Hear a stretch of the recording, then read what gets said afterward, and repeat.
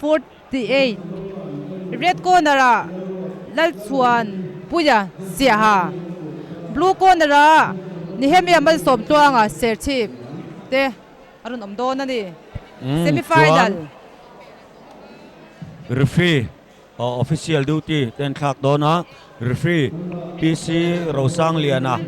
just number 1 Lal Ruat Feli just number 2 Lal Muan Sanga just number 3 Lalchhuanpuia ten ni referee PC Rosang Liana Rautea ani 46-48. Junior semi-final. Red corner Lalchhuanpuia Siaha. Blue corner Nehemia mal som tuanga Serchhip. Siaha vale Serchhip valte. Arin khwai noi le do na ni semi-final. Chan nan an to ang achak zok ki final khel turan ni wangin chu wang chuan chanana hle hok ki munom don ahianin final lo don.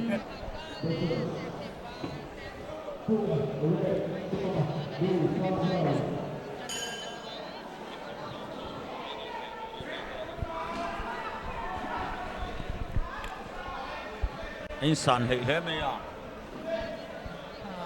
tro insan San le blue corner to sang do le bai Serchhip chip mina thave do te khania blue in ate zok na nga a hlau du big mi alo ai tik pa zel blue ki wan tungil an direct hook tem nga red khianin mo dem rem e ai pedak sia mai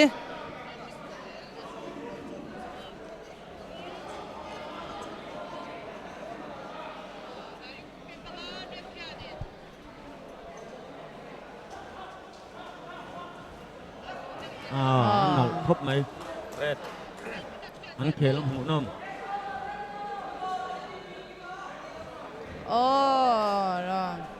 in keu ko cha phal an de lo boxing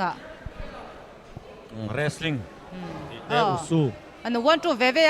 usu khan in peyam phalem ok sa che lo blue canin aron blood canin side do thakin na khel ani khi asan na bang tong kai chat retin taking kan manga blue in 1-2 blue in jep a chwa zeu direct hook kan manga retin double cut manga retin double cut hook kan manga retin double direct cut manga blue kanin ang khel mu nom side hook te manga blue khian ai ta chun long lo he phone a hian em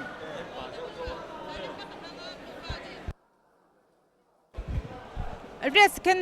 men hi lading liana ani em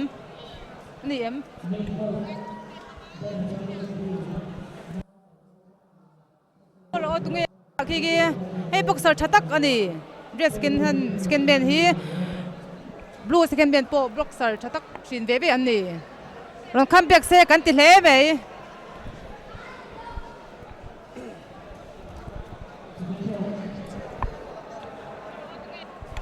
không ai ani ki không ai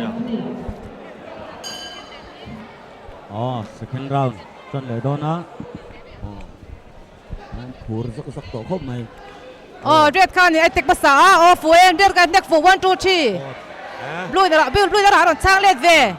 1 2 aba mun nam mem first round mun nam zok second man ten de lo tu ran ti ni do khatro second man ten poimo iri phat lo chuan i chak lo palang rik phat anga yan ti blue in ron de tek basa blue in slip right an manga red in lom red zokin apo nam lu tuka kan so tok men ni an nek zong ti chu soi ka har chan chu adang lo nek le mo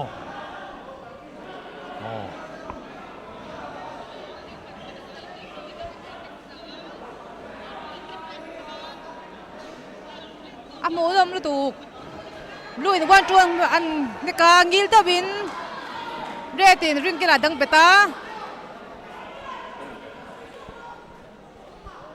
red zo khianin kate zo ke ati wang khian a lau bik re lau kate zo ke ati wang khian a lau Serchhip wal hian apan ngar thau Siaha red ki Siaha ania blue ki Serchhip district ten ni red in red khian ai tek pas dau zel masiki ki ati tur ani ate zok miawa adik adan chan kilo ki chu om vak lau ate zok ni hi chuanin etek masaila chan sa tha adik chia soi tha thei khop mai à i en ton ni lo mo en ton yang blue ki wan tu ngil thin khatia an wan tu ngil po mang man lo khop kan nai char mai tur ni mo a khel tha an khel tha ve khel tha ve daking an manga red khian to na kanin anek fu red zo kan apa mo na wayem amu nom bokani arai lo hle mai Miss Bahi India rampum khovel huwa pa boxing India na boxer ti swak thai om chunani boxer zong teng Miss Bahi job turin kan som veke pima kimi chuanin apa boral ta lal liana hriat jangnan Aizawl district boxer zong te chuti sat aron sponsora Aizawl district boxer te achunga anlom le ani cái này thì phải commentator tay mấy rong về sẽ là trò cần ba hành lom don tắc em cái này cho cần lom kiếm thế mo cần boxer ten ma an son an skill te engkima man son alo mom fitness ani se lal khong hay ani khi red second man khi mo pro fight lightweight champion khania tu lo ka sha me fi ka sha ning ka lo thei hila boxer chalutuk Madina apa wrestler Madina fa pa mo Madina fa pa lo ni chu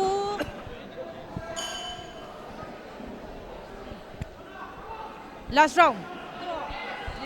last round apa mo na me red can ai tik char mai thấy tiền thôi khai ông hộ nôm bao chặt đồ xe thiềm hát lẽ mày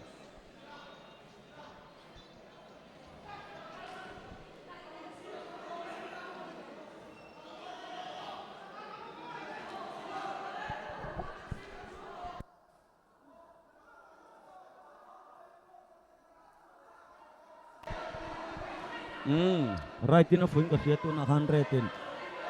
afule blue pokin an hek fu ve tho karon soi man lo mai ni ka an hek fu zong hi soi vet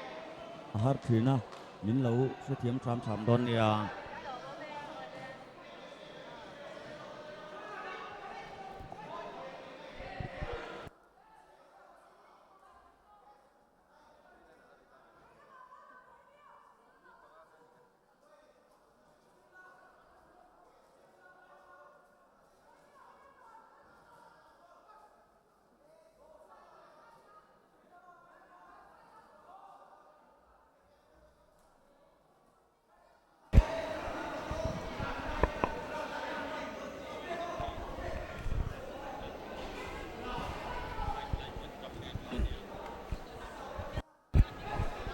blue in aron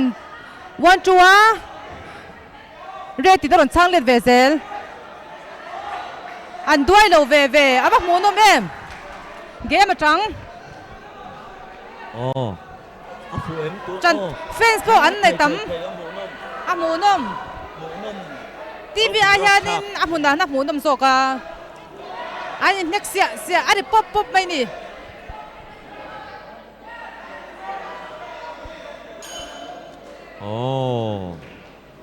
aba han hộ nom in avan nom mia ta ka ni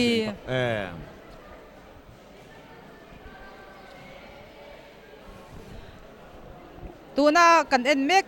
kan innek zot ta te kham red corner kha Lalchhuanpuia Siaha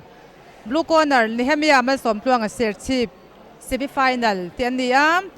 semi final book hemite we ta khel le tur hi red corner Michael Zhou sang liana khozol Ruben lal rin moya aizol te anni heta chak le hebit nung cha chak zok zok kha final a anin su don tunga chak don apun don he don